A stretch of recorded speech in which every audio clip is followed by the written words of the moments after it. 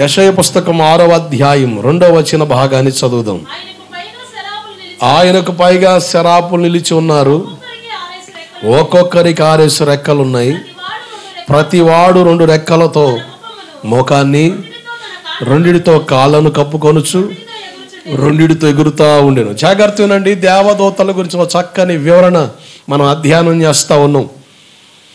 దేవుని సింహాసనం సమీపంగా ఉన్న దూతలకి 6 రెక్కలు ఉన్నాయని, 2 రెక్కలతో మొఖాన్ని కప్పుకున్నాయి, 2 రెక్కలతో కాలు కప్పుకున్నాయి, 2 రెక్కలతో ఎగిరి వెళ్తా ఉన్నాయి.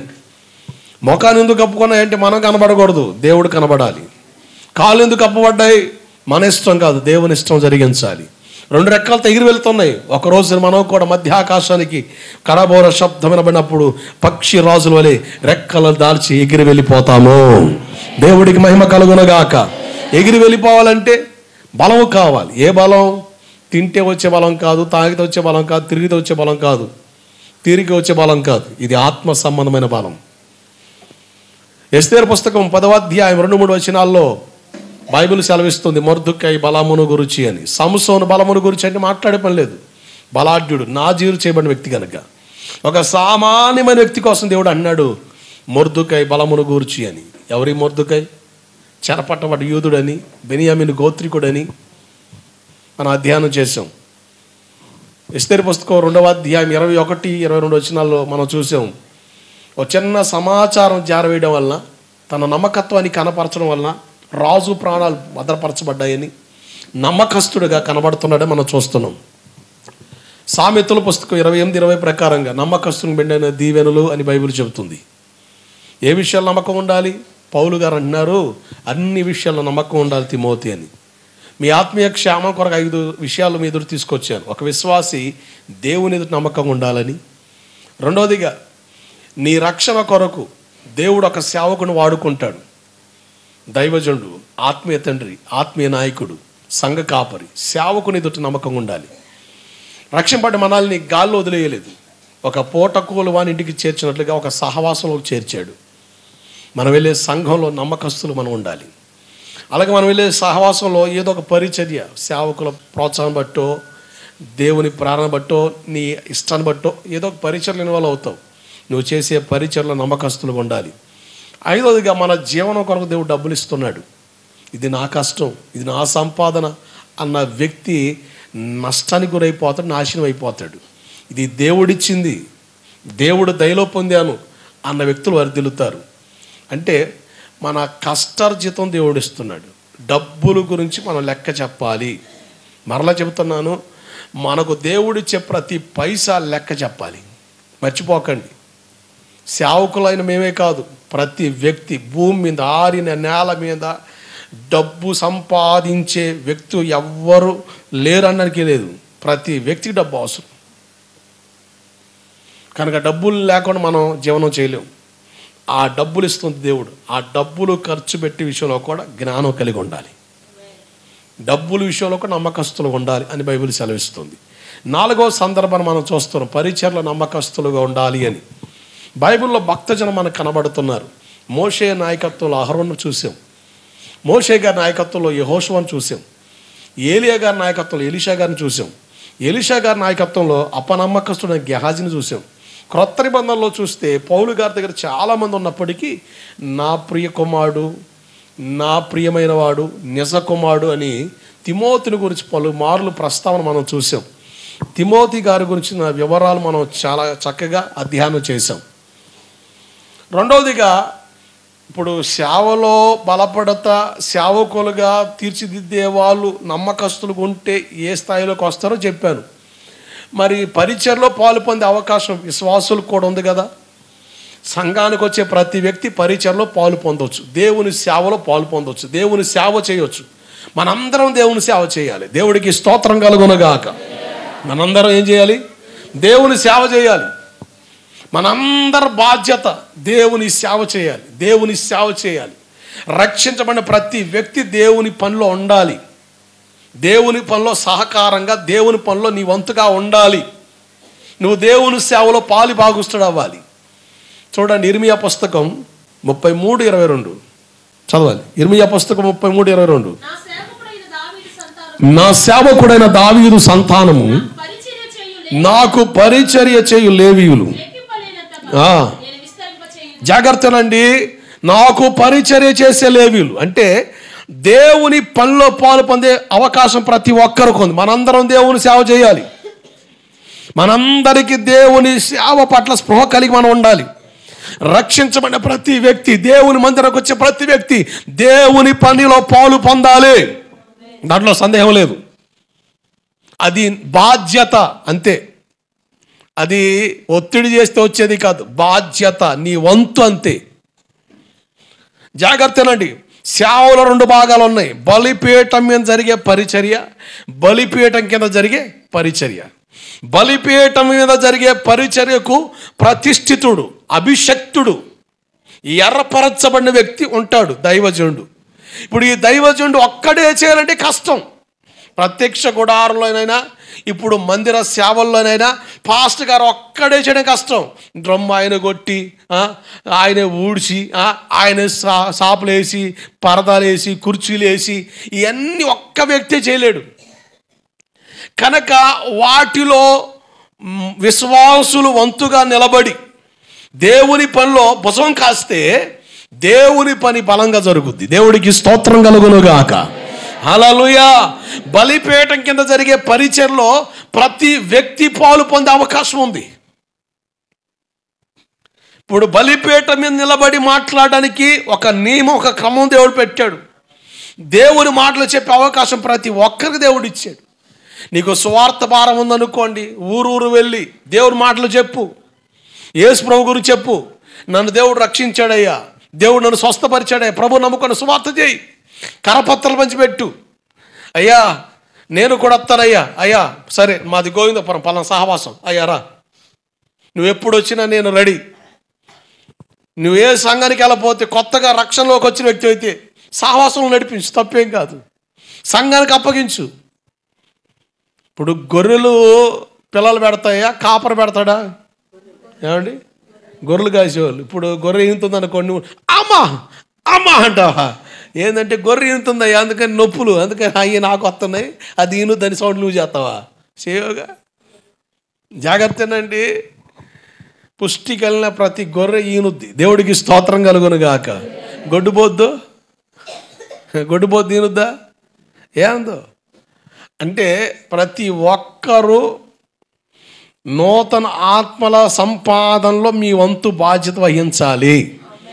ఆ సువార్త భారం దేవుడు ప్రతి విశ్వాసికి ఇచ్చాడు. దేవుడికి స్తోత్రం కలుగునుగాక. ఇది క్రమం. ఈ క్రమాన్ని ఎరగనోళ్ళు మాట్లాడే విధానాల్లో అవకతవకలు కనబడతాయి, అభ్యంతరాలు కనబడతాయి, గర్వం లెక్కలేనితనం కనబడుద్ది. కానీ ఒక క్రమానికి అప్పగించుకొని నడిస్తే నీ ద్వారా సహవాసానికి మేలు జరుగుద్ది, దేవుని రాజ్యానికి మేలు జరుగుద్ది, అనేకులకి ప్రయోజనకరమైన పాత్రగా దేవుడిని వాడుకుంటాడు. దేవుడికి స్తోత్రం కలుగునుగాక. ఏదేమైనప్పటికీ ఈ లేవీల గురించిన వివరాలు మనం చూస్తున్నాం. ఎవరు ఈ లేవి? యాకోబు గారి 13 మంది పిల్లలు, అంటే ఆడపిల్ల కూడా ఉంది కదా, దీనాను కలిపితే ఎంతమంది అవుతారు? 13 మంది. 12 మంది కొడుకులు. ఈ 12 మంది గోత్రాల్లో 3వ గోత్రికుడు, 3వ వ్యక్తి, 3వ కొడుకు లేవి. ఈ లేవి ద్వారా ఏర్పడిన జనమే లేవీయులుగా పిలబడుతున్నారు. ఎవరిల్లు? తండ్రి చేత శపించబడిన జనం. తండ్రి శపించాడు వీళ్ళని. చెల్లి విషయంలో కాస్త తేడా జరిగిందని మనసులో పెట్టుకొని ఒక ప్రాంత ప్రజల్ని నమ్మించి గొంతు కోసినట్టుగా మాయబుచ్చి వాళ్ళకి మసిబూసినట్టుగా చేశారు. ఎవరినా వీళ్ళు కోపిస్తులరా, వీళ్ళు కోపం వేండ్రమైందిరా, ఇలా సంఘంలో చేరొద్దురా, వీళ్ళతో ఎవరు పొత్తు పెట్టుకోకండ్రా అని కన్నా తండ్రి శపించాడు. కానీ పరలోక తండ్రి వీళ్ళని కోరుకున్నాడు. దేవుడికి స్తోత్రం కలుగునుగాక. వీళ్ళని కోరుకున్నాడు. నిజమే, మన జీవితాలు ఎవ్వరికి ఇష్టం ఉండదు. మన నాన్న వాళ్ళు, వీడు దుర్మార్గుడు, వీడు పనికిమాలోడు, వీడు దరిద్రుడు, వీడు కొంపలు నాశనం చేస్తాడు, జీవితాలు పాడు చేస్తాడు అని ముద్ర మన మీద పడే పరిస్థితులు, అటువంటి విధానాలు కనపడవచ్చు. కానీ అటువంటి దారుణ స్థితిలో ఉన్న ఈ లేవీయులు ఎట్లా దేవుడికి ఇష్టలుగా మారారు? ఒక టర్నింగ్ పాయింట్ కనబడుతుంది మనకు. నిర్గమాకాండం 32వ అధ్యాయంలో దేవుని పక్షంగా ఎవరని సేవకుడు పిలవగానే అసలు మారు ఆలోచన చేయకుండా ఇటు అటు దిక్కులు చూడకుండా, ఎవరితో డిస్కషన్ పెట్టుకోకుండా అందరూ లేవీలు అందరూ పక్క వచ్చేసారు. మిగతా 11 గోత్రాలేమో ఈయన కనబడకుండా పోతే ఏమైపోయాడో తెలియక ఏదో తొందరపడ్డామనుకో, దానికి కూడా ఎంత కోపం పడతాడా, ఎంత కోపం చూపిస్తాడా, ఏందిది అని మిగతా వాళ్ళందరూ మోషే గారి మీద సొడుగుతూ ఉంటే, ఈ లేవి గోత్రికులు మాత్రం నిర్దాక్షిణంగా దేవుని పక్షం నిలబడ్డారు. అంతేకాదు, కత్తి చేత పట్టుకొని తన మన అని చూడకుండా నరికే అన్నాడు. అంతే. అంటే కత్తి చేత పట్టుకొని అనుభవం వీళ్ళకి ఉంది. అంటే అర్థం ఏంటి? దేవుని కొరకు బంధువులైన ప్రాణాన్ని సైతం విడవడానికి ఇష్టపడ్డారు వీళ్ళు. మనం ఎలా బ్రతకాలో తెలుసా? కత్తి చేత పట్టిన వారికి ఉండాలి. ఎందుకంటే దేవుని కొరకు ఆస్తినైనా అంతస్తులైనా ప్రాణాన్ని విడిచే స్థాయిలోకి రావాలి కత్తి చేత పట్టడం అంటే. మూడవదిగా ప్రతిష్ఠించుకున్నారు. వాళ్ళు ఇష్టం చంపుకున్నారు. ఇక మీద ఎవరిష్టం? మా ఇష్టం కాదు, మా ఆలోచన, మా ఇష్టాలు నెరవేర్చి హంతకులుగా మారాం, దుర్మార్గులుగా మారాం. మా ఇష్టం డేంజర్ జోన్లో ఉంది. అయితే దేవుని ఇష్టం మాకు కావాలని దేవుని ఇష్టాన్ని జరిగించడానికి ఇష్టపడ్డారు. దేవుడికి స్తోత్రం కలుగునుగాక. వీళ్ళకి దేవుడు ఒక అద్భుతమైన ఆఫర్ ఇచ్చేసాడండి. ఒక అద్భుతమైన సువర్ణమైన అవకాశం, అసలు ఆ శాశ్వత కాలం ఇచ్చేసాడు నిత్య కట్టడగా. ఏంటో తెలుసా? నా మందిరంలో మీరు పని చేసేవారుగా, దేవుని పని వారిగా పిలబడతారని ఒక చక్కని అవకాశం దేవుడు ఇచ్చేసాడు. వీళ్ళ గురించి మనం మాట్లాడుతూ, వీళ్ళ పరిస్థితి ఏదంటే ఒకప్పుడు మూర్ఖంగా ప్రవర్తించారు. కళ్ళు మూసుకుపోయిన వాళ్ళకి లాగా మూర్ఖంగా ప్రవర్తించి ఒక పట్టణంలో ఉన్న ప్రజల్ని హతమార్చారు వీళ్ళు. కానీ దేవుడిచ్చిన ఆధిక్యతలో తుమ్మిమ్ము ఊరిము నీ భక్తుని కలదని బైబిల్ చెబుతుంది. తుమ్మిమ్ము ఊరిము అంటే అర్థం ఏంటంటే, ఒకప్పుడు దేవుని చిత్తం తెలుసుకోవడం కొరకు యాజకుడికి తుమ్మిమ్ము ఊరిము అని ఒక వస్తువు ఇవ్వబడింది. దాన్ని బట్టి దేవుని చిత్తం చెప్పేవాళ్ళు. దేవుని చిత్తం తెలియంటే లేవి దగ్గర రావాలి.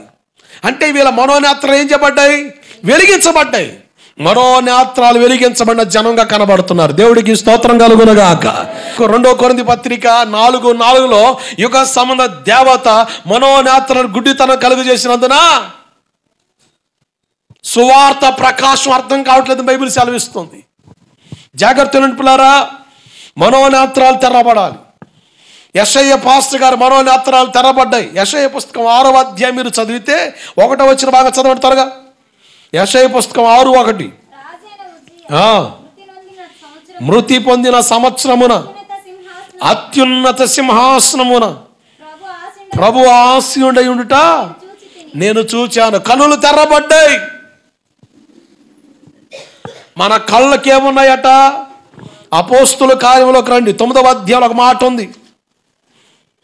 అపోస్తుల కార్యం 9:10 చూడండి.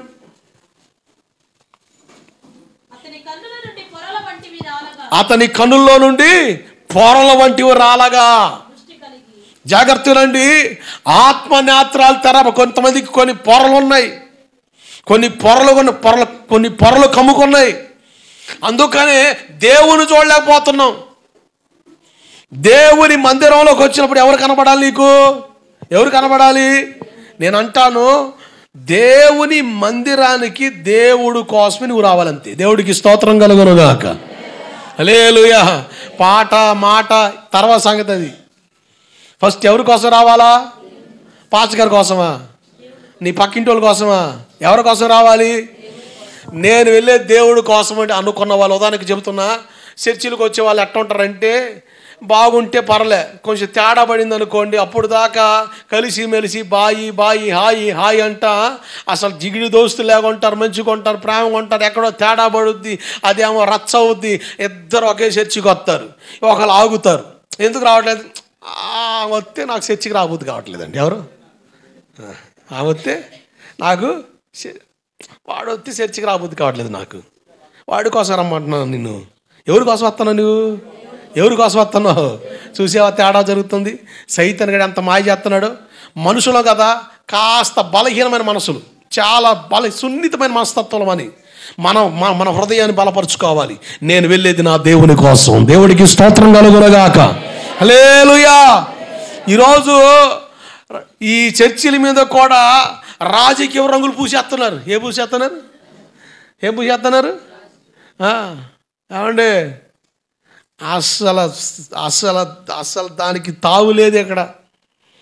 అసలు నేను కాయకూడదు, నువ్వు కాయకూడదు, అంతే. కాసేమా కాయరాజా కాయకి అంతే. పందేలే, కోడి పందేలేక మామూలుగా ఉండదు. అసలు అవసరమే లేదు. సిలువ జెండా, యేసు రక్తపు కోట కింద సంఘం ఉండాలి. దేవుడికి స్తోత్రం కలుగునుగాక. హల్లెలూయా. నిజం.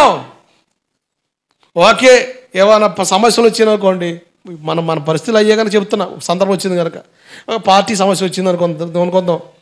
సరే, అది చర్చి దాకలాక్రాకు, దాన్ని ఆడే తొక్కు. ఎందుకంటే దేవుడి దగ్గరికి వస్తుంది మనం ఆయన ముఖాన్ని చూడడానికి. ఎవరి ముఖం చూడడానికి? ఏమంటే అంత తిక్కలో అంటే ఒక సందర్భం చెప్తున్నా. నేను భీమవరం సేవ చేసేటప్పుడు ఆగస్టు 15 ఆదివారం వచ్చింది. ఆ ఊరిలో సువార్త చేసి అతను ఉన్నాడు. ఇక ఆ రోజు ఎందుకు వెళ్ళా, నాకు టైం ఏమంటే ఇవ్వలే. ఆయనకి ఇవ్వకుండా నాకు ఇచ్చాడు. వేరే పాస్టర్ గారు వచ్చాడు, వేరే వ్యక్తులు పిలిపించుకున్నారు. చార్లెస్ ఫిన్నీ గారు మన మధ్యకి వచ్చారు, వాక్యం చెప్తారంటే నాకు టైం ఇచ్చారు. నేను అడిగి ఎంతసేపు మాట్లాడంటే టైం మీదే మొత్తం మీరే మాట్లాడుకోవాలంటే మాట్లాడేశాను. నాకు తెలియదు వేరే ఆయన కూడా ఉన్నారు, వాక్యం చెప్పడానికి ఆలోచిస్తున్నారని నాకు తెలియదు. అతను పొలం పనులు చేసుకొని సువార్త చేసుకుంటాడు. ఆదివారం అక్కడ చోటుకి వెళ్ళి వాక్యం చెప్పి వస్తూ ఉంటాడు. ఆ రోజు ఎందుకో ఉన్న ఊర్లో ఉన్న చర్చిలోనే ఆగాడు. అది ఉమ్మడి చర్చ్, అది ఆ చర్చిలో ఆగాడు. నాకు తెలియదు, వాక్యం చెప్పేశాను. ఈ జెండా పట్టుకుని వాక్యం చెప్పా.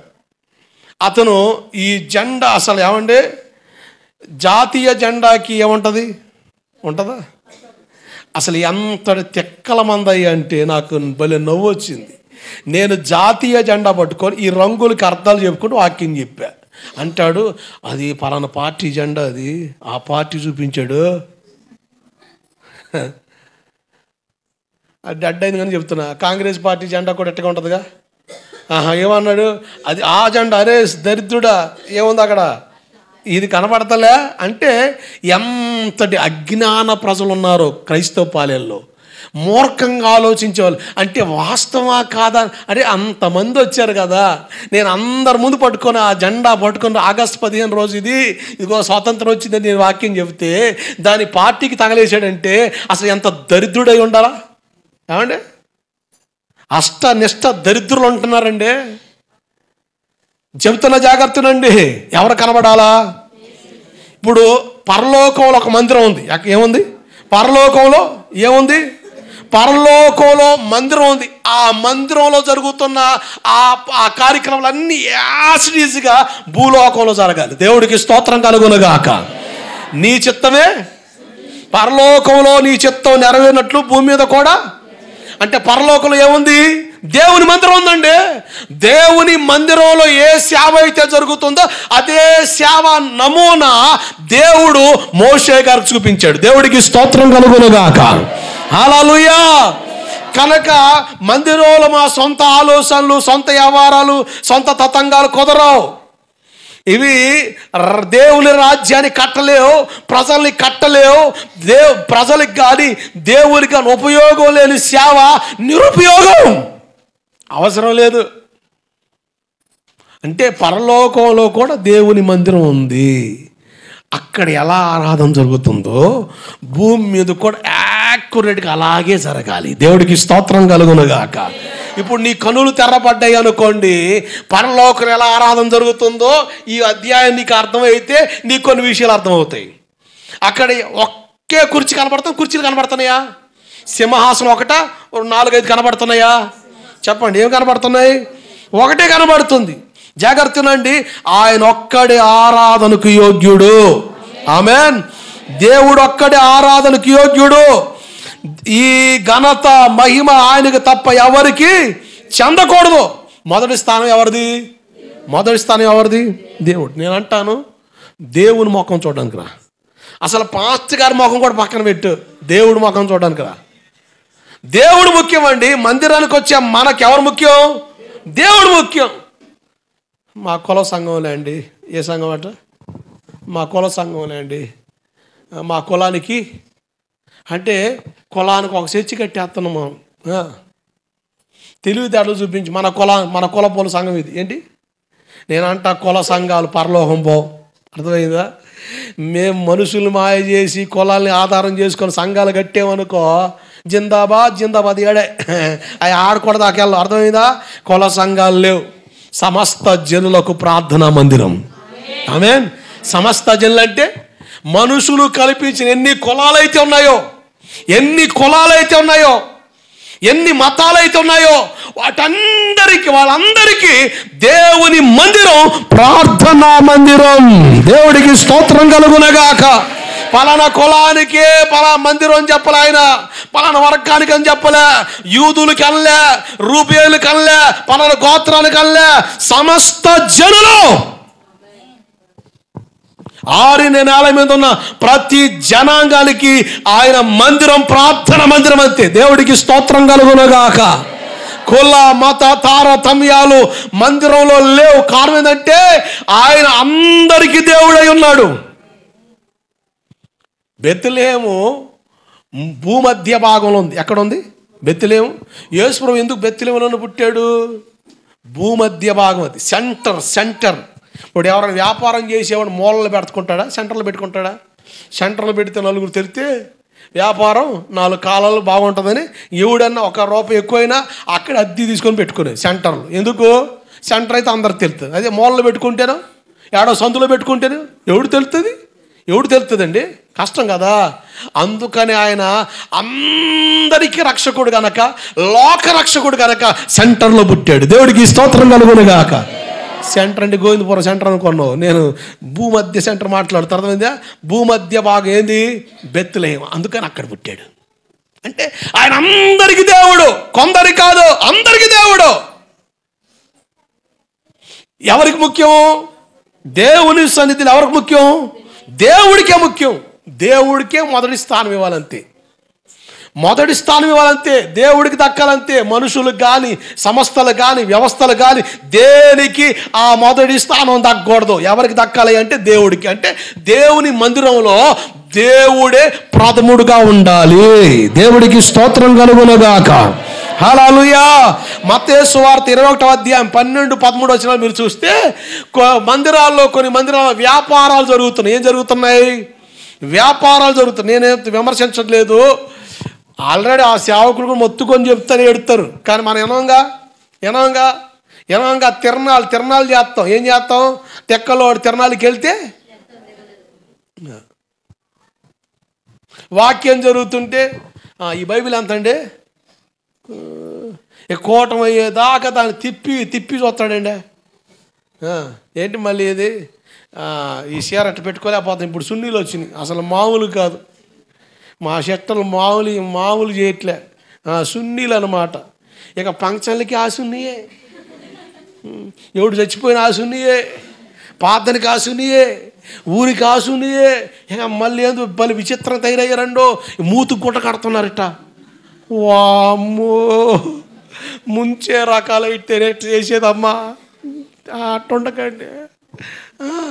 అసలు చూసుకో, ఈ చిత్రాలన్నీ మన కాడ ఏడుతున్నాయి అంటే అది ఎందుకు? ఇప్పుడు సేవకురాలు ఉంటున్నారు, వాక్యం చెప్పి పద్దాకు లాక్కోలేముగా. అందుకని వాళ్ళకి ఒకలాంటి వైట్ క్లాత్ ఇచ్చేది. ఇక అందరు దాన్ని తగిలించుకొని చూసుకో తప్పిపోయిన కోతులు లేచి వస్తూ ఉంటారు. ఎందుకు అమ్మాయిదే? కట్టుకుంటేవి కుదురు కట్టుకోవాలిగా. చర్చిలోకి రా, వేసుకో, మాట తీసుకొని అబ్బే ఏందక్కాయ్ అమ్మో ఆయన సోకులు చేయడానికి సున్ని ఎంత అమ్మడ ఇది 200, మొన్న అడిగితే 150 ఇస్తే మళ్ళీ ఆడ బేరం. ఆడ వాక్యం జరుగుతుందిగా. దేనికి పోయావు నువ్వు పాతనికి? సామాను మొత్తం కొనుక్కొని రావడానిక? ఏమంటే మీకు ఆఫర్ చెప్పనా, మార్చి నెలలో గొడాల పండుగ జరిగితే అసలు స్టీల్ సామాను కూడా అమ్మేస్తుంటాడు ఆడ. అరే నువ్వు దేనికి వెళ్ళావు? కోటం చూసుకొని తర్వాత చూసుకో, తప్పేం కాదు. మొదలు దేనికి ముఖ్యం ఇవ్వాలి? ప్రార్థనకి ఇవ్వాలి. ప్రార్థనలో కూర్చోకుండా దారి తప్పిన దూడపిల్లగా ఊరు మొత్తం తిరిగితే ఎట్ట కుదురుద్ది? వ్యాపారం జరగకూడదు. వ్యాపారానికి ప్రాధాన్యత దేవుని మందిరంలో లేదు. మేము వ్యాపారం చేయకూడదు. నాకు ఆ ప్రత్యక్ష స్థలమైనప్పుడే ప్రేయర్ అయ్యాలి, కానీ క్యాలెండర్ అమ్మడం మానుకొని కృతజ్ఞత మీ ప్రేమకు కృతజ్ఞత ఇచ్చేస్తున్నా. ఏదో అందరికి బట్టలు పెట్టలేనుగా, అందరికీ 2-3 వేలు మీరు నాకు ఇచ్చి నేను ఇవ్వలేనుగా. అందరు 2-3 వేలు ఇవ్వాలంటే నేనంత సంపాదించుకోవాలా, నేనంత కూడబెట్టాలా? ఎంతమంది నెత్తి మీద చేయి పెడితే కానీ రాదు అది. ఇక చూసుకో, డిసెంబర్ వచ్చింది ఖర్చులోనే అని ఇక కనబడ్డవాడి మీద నెత్తి మీద చేస్తున్నాను అనుకో, ఇక పాతం చేస్తే ఇవ్వకుండా ఉంటాడా? సచ్చినట్టు ఎత్తాడు. ఇక అందుకని తగులు పాతం చేస్తాం. ఇటువంటి వ్యవహారం మన కాళ్ళు లేవు. ఏం చేస్తాం? దేవుడికి స్తోత్రం కలుగునుగాక. వ్యాపారం ఉండకూడదు. మందిరంలో ఏం జరగకూడదు? వ్యాపారం జరగకూడదు. మందిరానికి వచ్చిన మనం ఆయనకి ప్రాధాన్యత ఇవ్వాలి. కొంతమంది ఫోన్లు నొక్కుంటూ కూర్చుంటారు. ఫోన్ నొక్కుంటా ఏవో గేమ్లు వస్తున్నాయి కదా, సైలెంట్లు పెట్టేసి. అసలు నిన్న గుంటూరులో వస్తున్నా, నా పక్కన ఈ కాలేజ్ కుర్రలు ఎక్కారు. అసలు వాళ్ళు ఆడుతున్నారు ఫ్రీ ఫైర్ అండి. అసలు ఓ గోల చేస్తున్నారు. అసలు ఊరిని దొంపదేగా చదవడానికి వెళ్ళావా, లేకపోతే ఏమన్నా కాల్సిన ట్రైనింగ్ చేసుకుంటున్నారా నాయన అనిపించింది. తగులుకొని గోల చేస్తున్నారు బస్సులో. కొంతమంది చర్చికి వచ్చి వెనకాల కూర్చొని ఫ్రీ ఫైర్ ఆడుతుంటారు, ఫేస్బుక్, ట్విట్టర్ ఏవో చేస్తుంటారు. అసలు వాటికి అన్ని పక్కన పెట్టాయి, సైలెంట్లు పెట్టాయి. వల్ల కాలేదా? పీక నొక్కేదాన్ని. ఏంటి? ఫోన్ పక్కన పీక నొక్కావు. ఫోన్ పీక నొక్కామనుకో చచ్చిపోద్దంతే, మూలపడి. అయిపోయిన తర్వాత మళ్ళీ బతికించు. దేవుడికి స్తోత్రం కలుగునుగాక. ఎవరు ఉండాలి? ప్రాముఖ్యంగా ఎవరు ఉండాలి చెప్పండి? దేవుడు. ఆయన సింహాసనం కనబడుతుంది. రెండోదిగా చూడండి, యెషయా పుస్తకం 6వ అధ్యాయం 1వ వచనం చదవండి. రాజైన ఉజ్జియా మృతి పొందిన సంవత్సరాన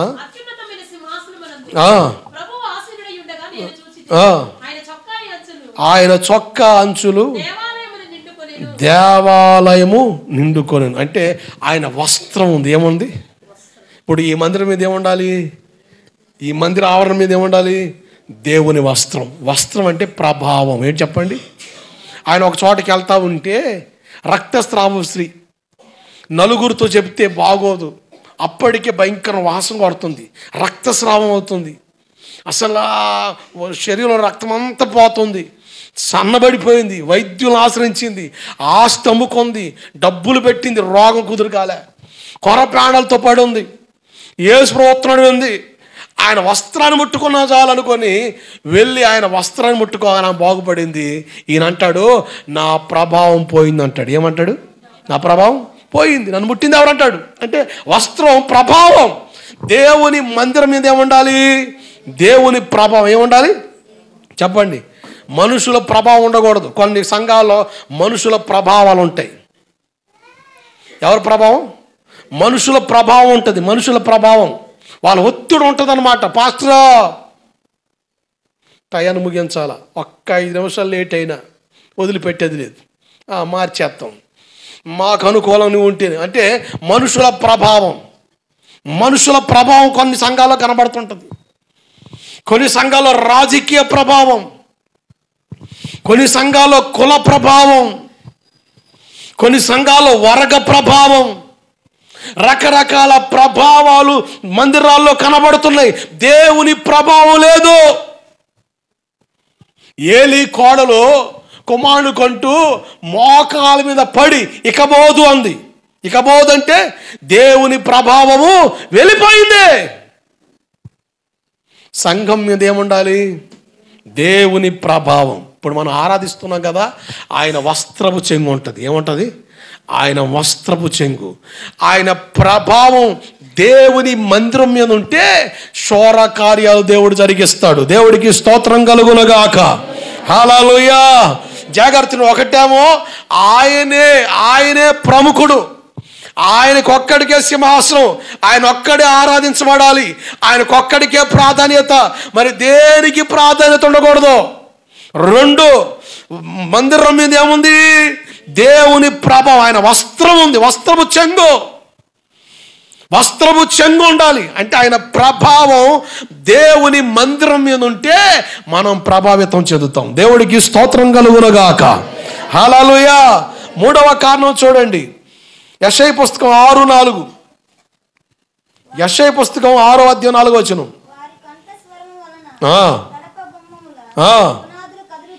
కదులుచు మందిరము దూపము చేత నిండగా. దేని చేత? దూపము చేత. ఏ దూపం కావండి? పొద్దున్నే నేను 3:30-4 గంటలు లెగిస్తా. బయటకు వచ్చి చూస్తే పొగ మంచు అలా గోవిందపురం కమ్ముతో స్టార్ట్ అవుతుంది.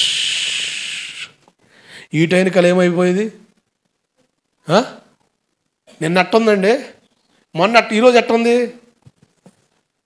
నువ్వు మర్యాదగా లేచి బుద్ధిగా చర్చికి వస్తావని దేవుడు పొగ మంచును ఆపితే నువ్వేమో పొగలాగా వెళ్ళిపోవాలి, వ్యాధులన్నీ తొలగిపోవాలని ఇంటికాడ ఊతా కూర్చుంటావా?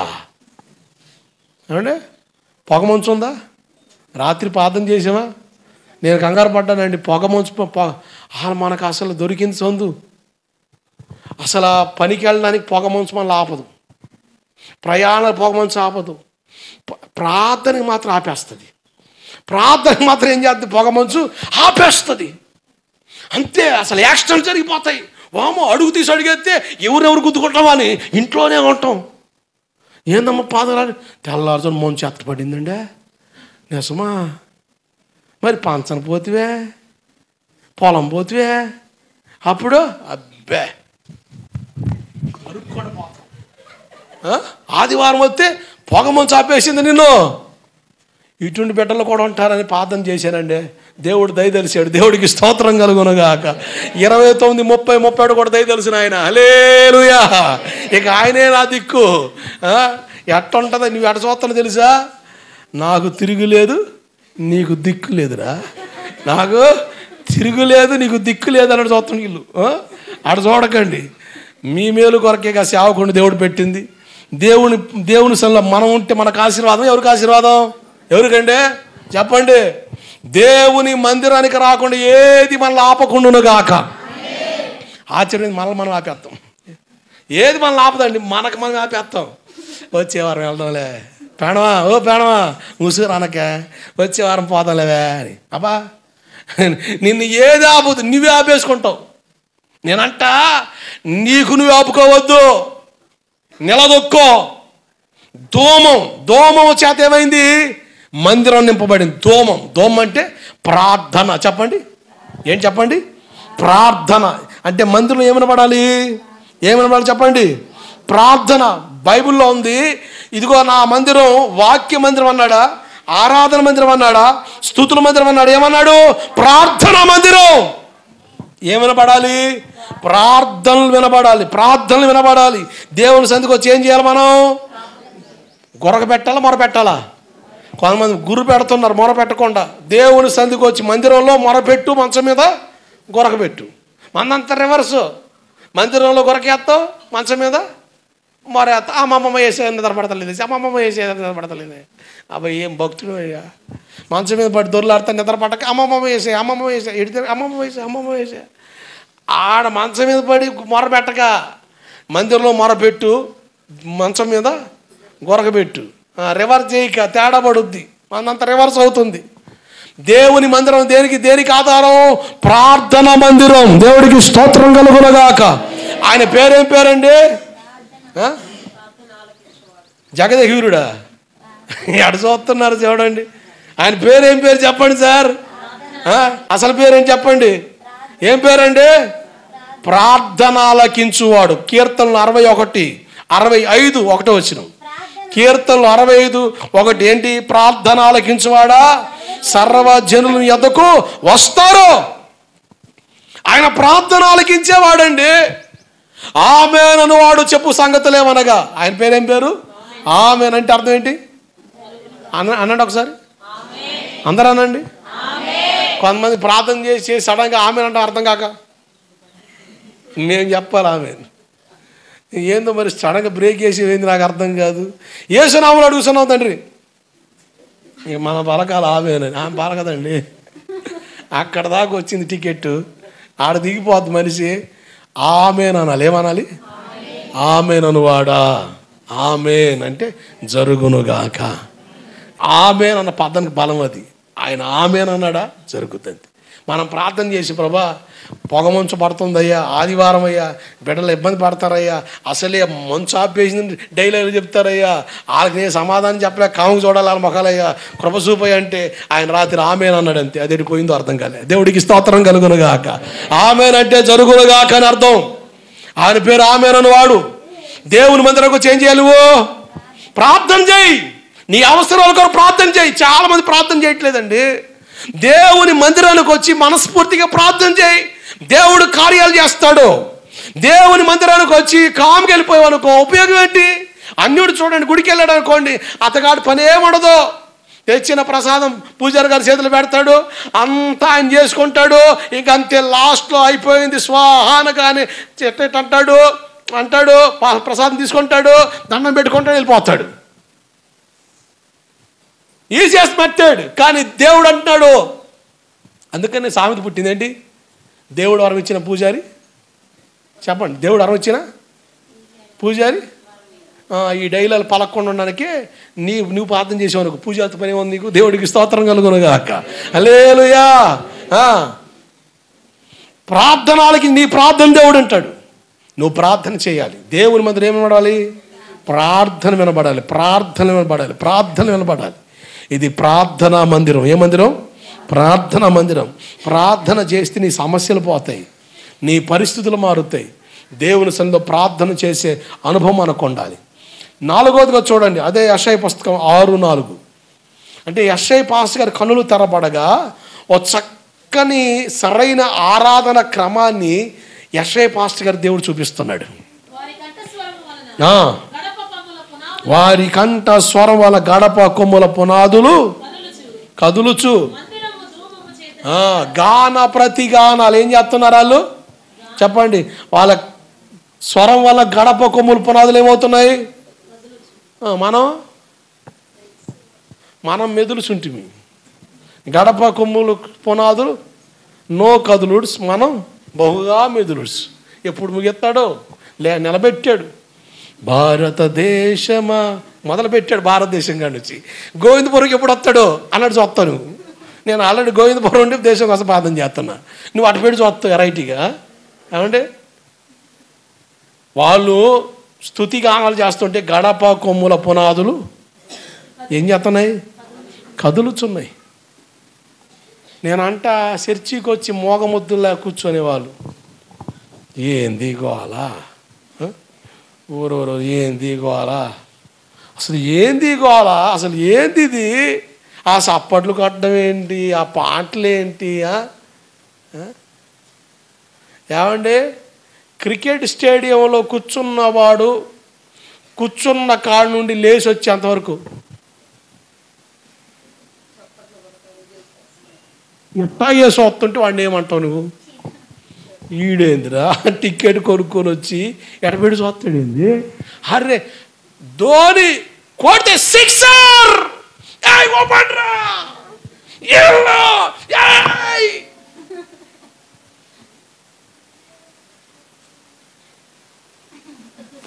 ఆడ గోల చేస్తే అదిరా అదిరా అంటే అదిరా మన వాళ్ళంటే అంటావు. మరి ఆడ సర్వజనులారా మౌనంగా ఉండి ఆయన్ని ఆరాధించండి.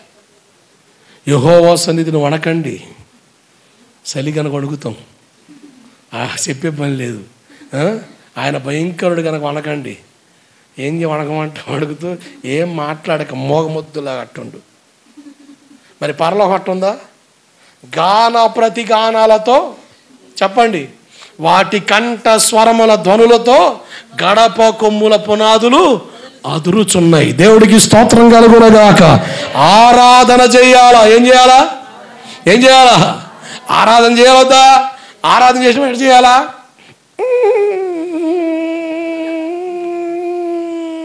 మనసులో పాడుకోండి.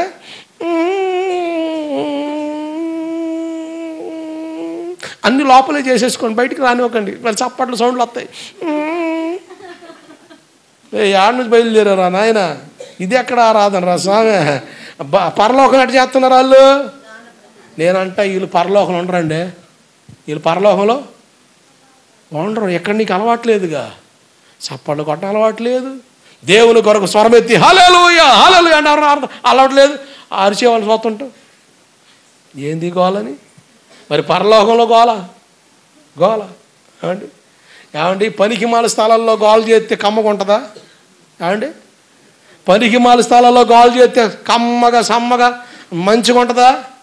ఏమంటే దేవుని సన్నిధిలో ఆయన్ని అనుభవిస్తూ సంతోషిస్తూ గాన ప్రతిగానలు చేస్తా ఆయన ఊరేగిస్తే అది అంత ఉల్లాసం అండి. దేవుడికి స్తోత్రం కలుగునగాక.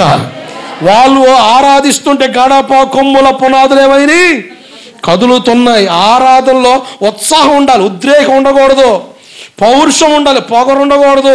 శక్తివంతమైన ఆరాధన జరగాలి. దేవుడికి స్తోత్రం కలుగునగాక.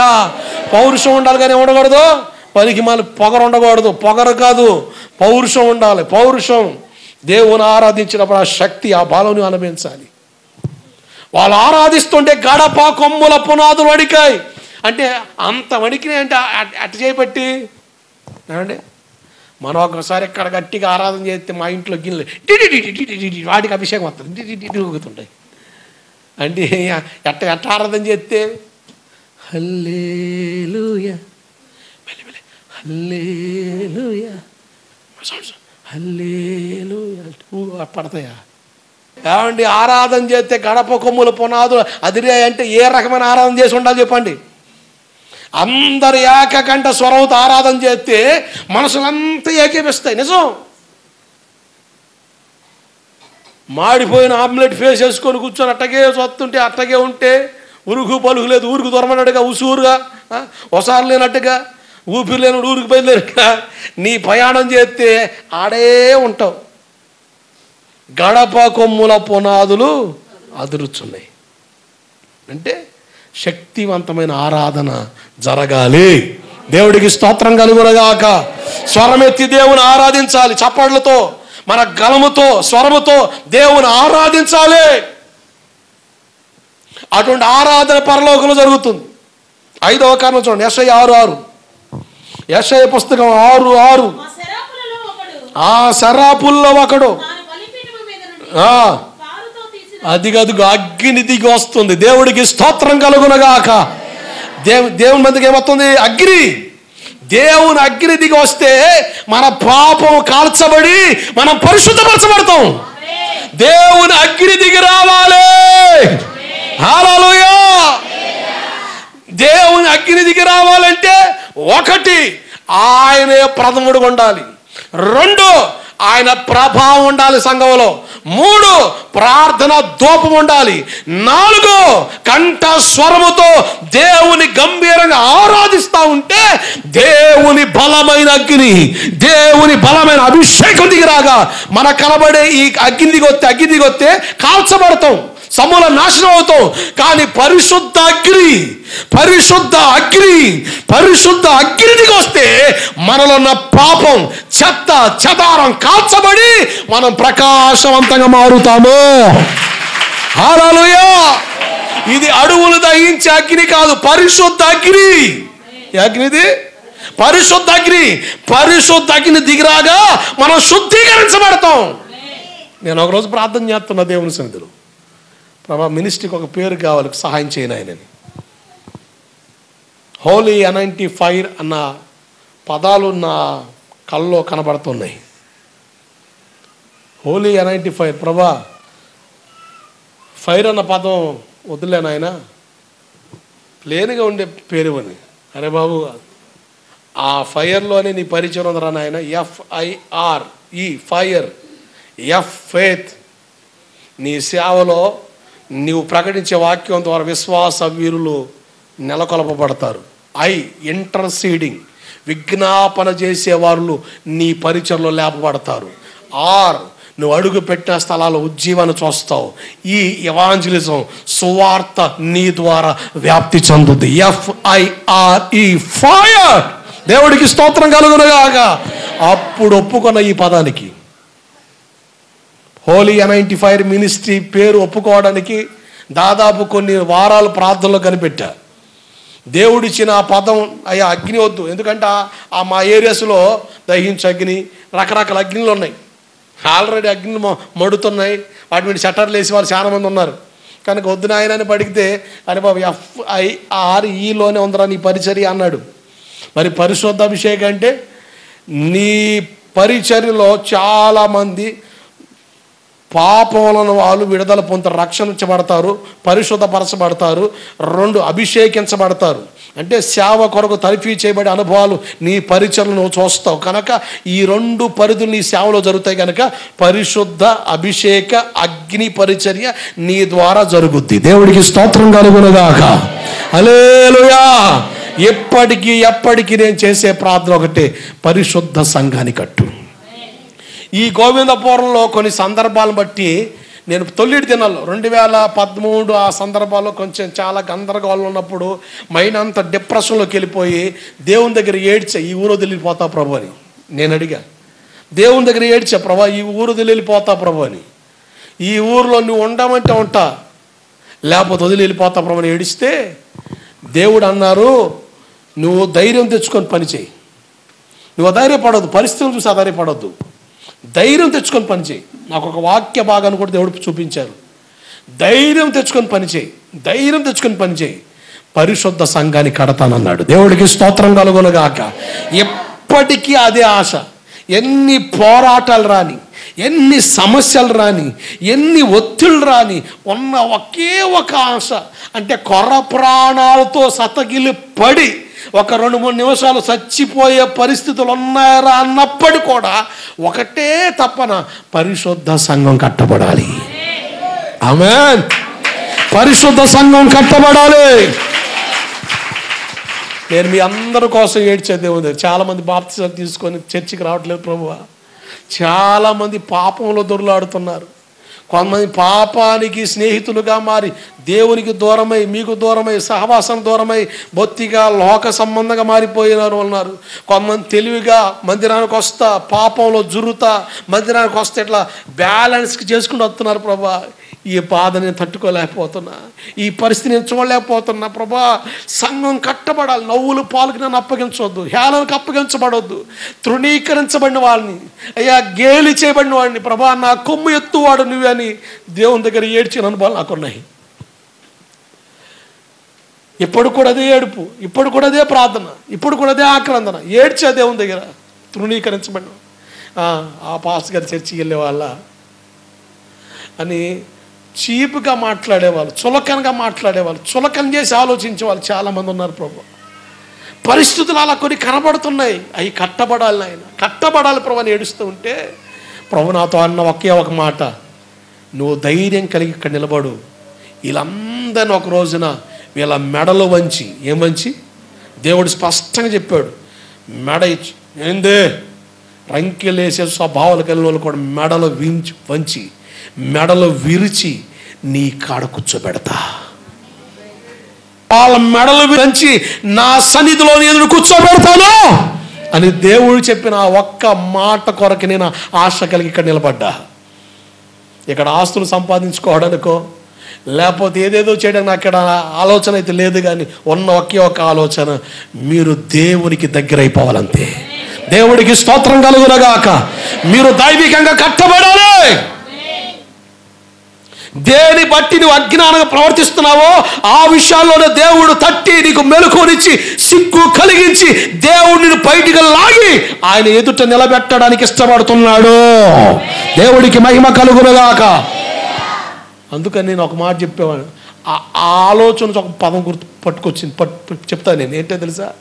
ప్రపంచమంతా ఏకమై, ప్రపంచమంతా ఏకమై, ప్రపంచమంతా ఏకమై, గోవిందపురం అంతా ఏకమై నన్ను ఎక్కడి నుంచి వెళ్ళగొట్టాలనుకుంటే దేవుడు అని ఆడ ఉంచాలనుకున్నాడు అనుకో, ఎవడు వల్ల కూడా కాదు. ఒకవేళ ఫినే చాలు బయలుదేరన్నాడు అనుకో, ప్రభా ఇక్కడ నన్ను బాగా ప్రేమించే వాళ్ళు ఉన్నారయ్యా, టయానికి ఏదో సహాయం చేస్తున్నారయ్యా, కూరకి బువ్వకి గడిచిపోతుంది నాయన, ఏడే ఉంటాను ప్రభు, ఇక్కడ కమ్మగా ఉంది నాయన, ఇక్కడే ఉంటాను ప్రభు అని చెప్పాను అనుకో, దేవుడు వ్యతిరేకతలు కలిగించి, దేవుడు నాలో రకరకాల పరిస్థితులు కలిగించి, నాలోనే విసుగు కలిగించి ఇక్కడి నుంచి నెట్టిపడేస్తాడంతే. దేవుని చిత్తం లేని స్థలాల్లో ఉండే కంటే దేవుని చిత్తం ఉన్న అడవే ముఖ్యం. దేవుడికి స్తోత్రం కలుగునుగాక. దేవుని చిత్తంలో లేని పట్టణాల కంటే, దేవుని చిత్తంలో లేని పట్టణాల కంటే, నగరాల కంటే, సిటీల కంటే దేవుని చిత్తంలో ఉన్న పక్కా పల్లెటూరే ఆశీర్వాదం. దేవుడికి స్తోత్రం కలుగునుగాక. హల్లెలూయా. నా ధైర్యం అది, నా బలం అది. జాగ్రత్తనండి. మనం ఆరాధిస్తుండగా దేవుని అగ్ని దిగి వస్తుంది. ఆమేన్. దైవిక అభిషేకం దిగి వస్తుంది.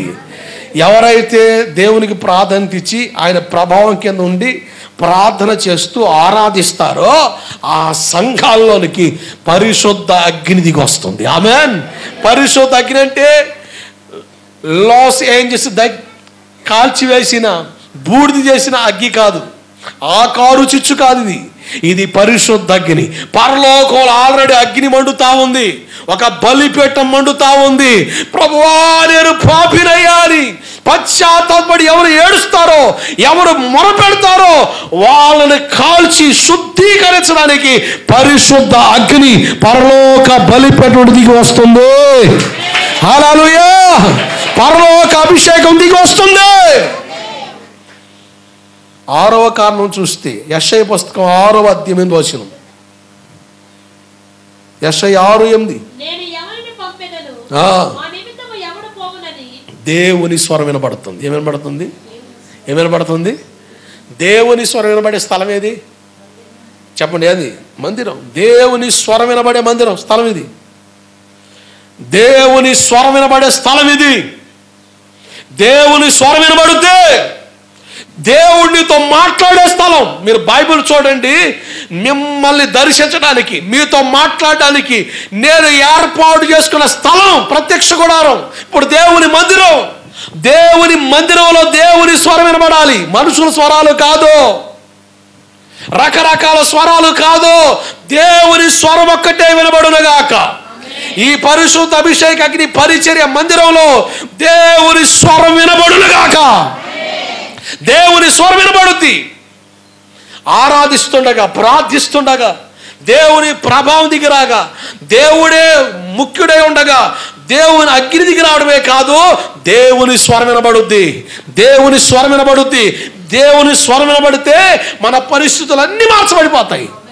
మనుషుల మాటలు మత్తుంది, దేవుని మాటలో మహిమ ఉంది. దేవుడికి స్తోత్రం కలుగునుగాక. యెషయా 6:8 చూడండి. అప్పుడు నేను మా నిమిత్తము జాగ్రత్తనండి. అక్కడ అంటాడు యెషయా పాస్టర్ గారు, నేనున్నా ప్రభా, ఐ యామ్ హియర్. దేవుని కొరకు బ్రతికే ప్రజలు సిద్ధపరచబడతారు. దేవుడికి స్తోత్రం కలుగునుగాక. ఇది పరలోక కర్మాగారం. ఏ కర్మాగారం ఇది? దేవుని ప్రజలను సిద్ధపరిచే ట్రైనింగ్ సెంటర్ ఇది. కర్మాగారం ఇది.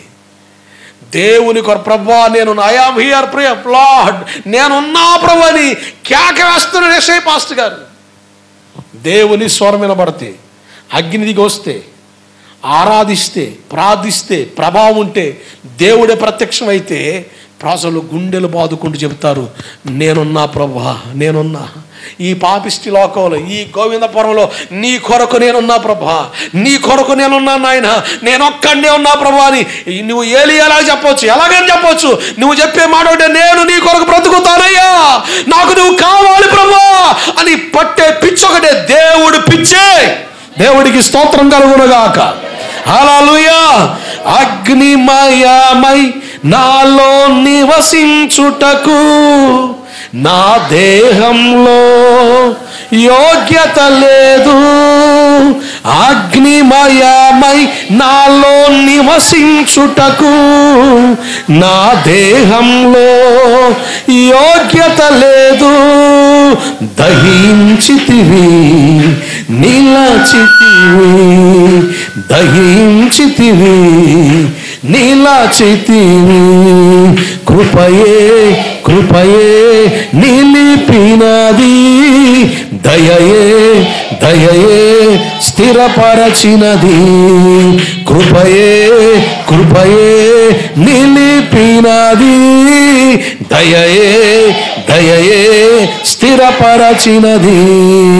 యేసయ్యా యేసయ్యా యేసయ్యా నా యేసయ్యా యేసయ్యా యేసయ్యా యేసయ్యా నా యేసయ్యా కృపయే కృపయే నిలిపినది, దయయే దయయే స్థిరపరచినది. చపలు కొడుతూ కృపయే కృపయే నిలిపినది, దయయే దయయే స్థిరపరచినది.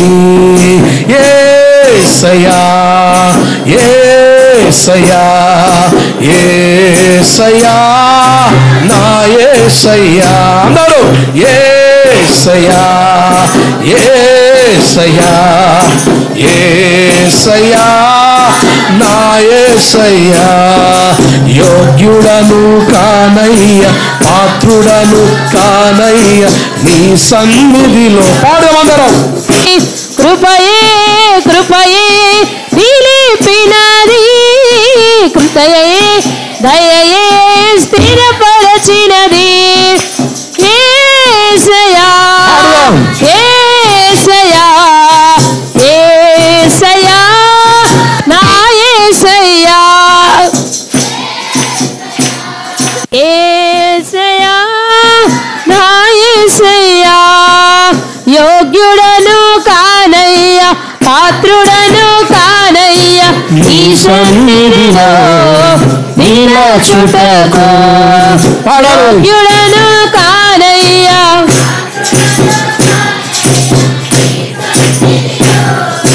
నిలచుటకు.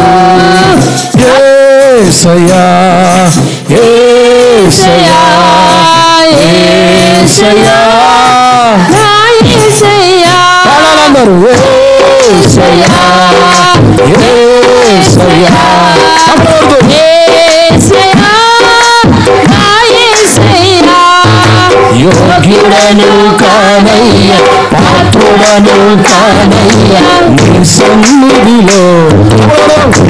చివరిగా యోగ్యుడను కానయ్య పాత్రుడను కానయ్య నీ సన్నిధిలో నిలచుటకు, అగ్నిమయమైనాలో నివసించుటకు నా దేహంలో యోగ్యత లేదు. అగ్నిమయమై నాలో నివసించుటకు నా దేహంలో యోగ్యత లేదు. దహించుతివి నిలచితివి దహించుతివి నిలచితివి. మోకరిద్దాం మోకరిద్దాం. కృపయే నిలిపినది, స్థిరపరచినది, కృపయే కృపయే నిలిపినది, దయయే దయయే స్థిరపరచినది. యేసయ్యా యేసయ్యా నా యేసయ్యా యేసయ్యా యేసయ్యా యేసయ్యా నా యేసయ్యా యేసయ్యా యేసయ్యా యేసయ్యా నా యేసయ్యా యేసయ్యా యేసయ్యా యేసయ్యా నా యేసయ్యా పరిశుద్ధమైనది నీ సన్నిధి, ఎంతో అభిషేకముతో నిండి ఉన్నది. పరిశుద్ధమైనది నీ సన్నిధి, ఎంతో అభిషేకముతో నిండి ఉన్నది. నీ సన్నిధిలో నన్ను నిలుపయా, నీ సన్నిధిలో నన్ను నిలుపయా, నీ సన్నిధిలో చదవందరం. నీ సన్నిధిలో నిలుపయా నీ సన్నిధిలో నన్ను నిలుపయా నీ సన్నిధిలో నన్ను నిలుపయా. పరిశుద్ధమైన తండ్రి, మీ సన్నిధిని మాతో నిలపండి. విరోధ క్రియలను కొట్టవేయమని ప్రార్థిస్తున్నాను. శక్తి కలిగిన మీ కార్యములు జరుగునుగాక ప్రార్థిద్దాం. దేవుని సహాయం మనకు అనుగ్రహించబడలాగన ప్రభువా తాకమని ప్రార్థిస్తున్నాను. విరోధ క్రియలు లయమైపోనుగాక, దుష్టుని క్రియలు కాల్చబడునుగాక, ప్రతి ఆటంకాలు నిర్వీర్యమైపోనుగాక.